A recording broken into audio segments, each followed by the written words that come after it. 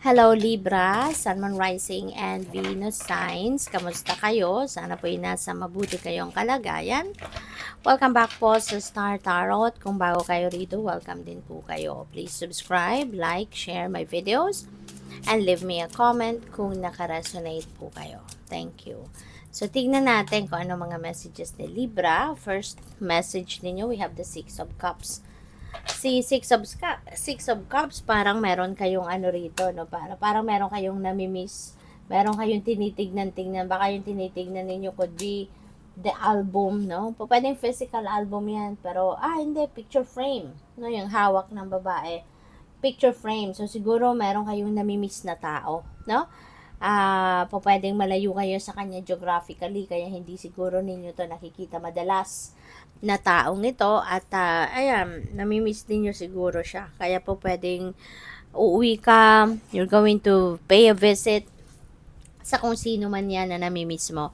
So, pwedeng you're going to travel home. No? Pwedeng nasa abroad ka or pwedeng nasa malayong lugar ka lang sa Pilipinas, no? At malayo ka sa pamilya mo, malayo ka dito sa kung sino man ang nakikita mo dyan sa picture frame na yan. Ano? So, maybe you're coming home to visit.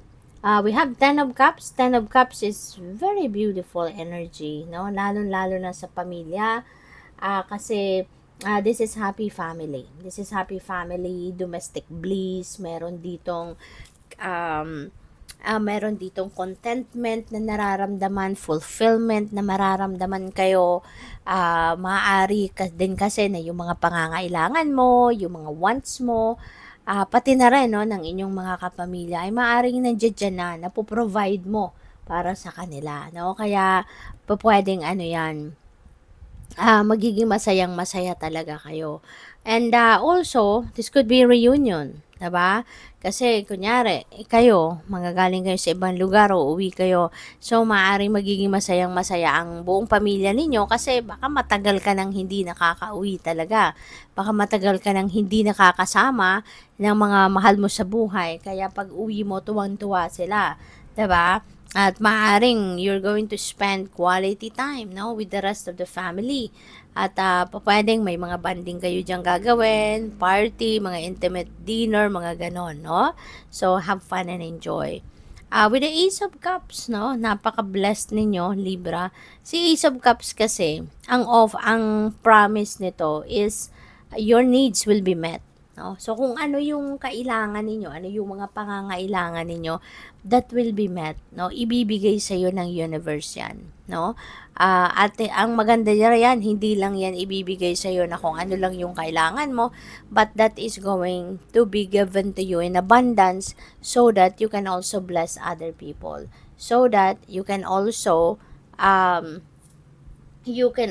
help other people, 'di ba? Yun ang ganap dito kay Ace of Cups.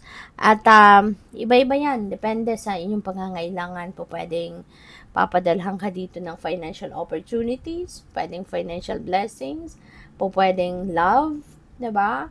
Kung 'yan ang kulang sa buhay mo, pagmamahal, pag-ibig, pwede rin dito na merong mga kasalan na magaganap, new friendship. So, depende sa inyong sitwasyon. But, yeah, this is the time that you are going to be feeling fulfilled. You're going to be going to feel that joy and happiness, no? Joy and happiness ang mararamdaman mo talaga rito. So, good luck sa'yo.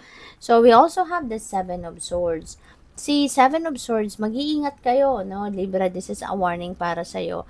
Kasi, maaring merong mga tao dito sa paligid mo na they are deceptive, no? Meron ditong pwedeng mga manloloko, pwedeng mga mambubudol, scammers na nandiyan dyan, no, sa paligid ninyo.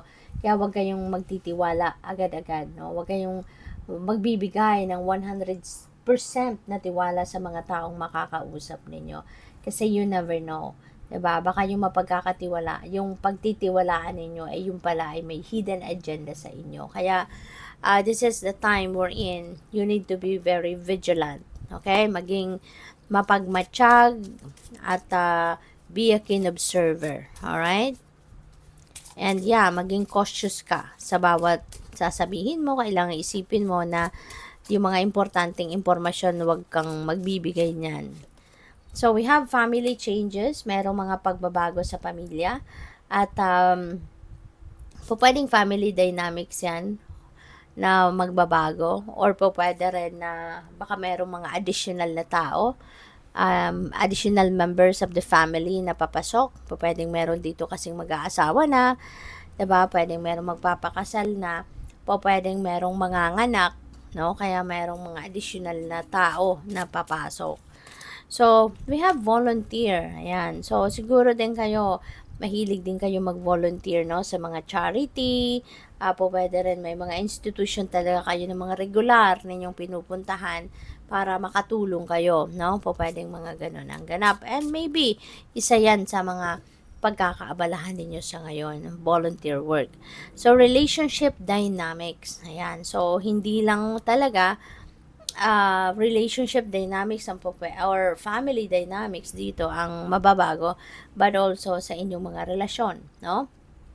Maaaring you're also going to implement some changes. So, which is good kasi 'di ba pag meron tayong binabago, for the better.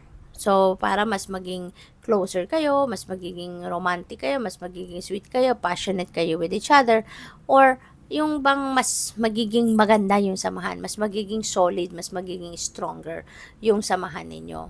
Healing from the past. Wow. So, this is really very good kasi moving forward na ang iba sa inyo dito. Moving on na at papunta na kayo sa pagiging masaya, papunta na kayo doon sa pagiging free of kung ano man yung anino pa na naiwan, no, ng inyong nakaraan. Kumbaga makakawala na kayo dyan kasi you are healing from the past na and you are ready to embrace entirely kung ano man yung meron kayo sa ngayon. So, which is really good kasi makakahinga ka na ng maluwag.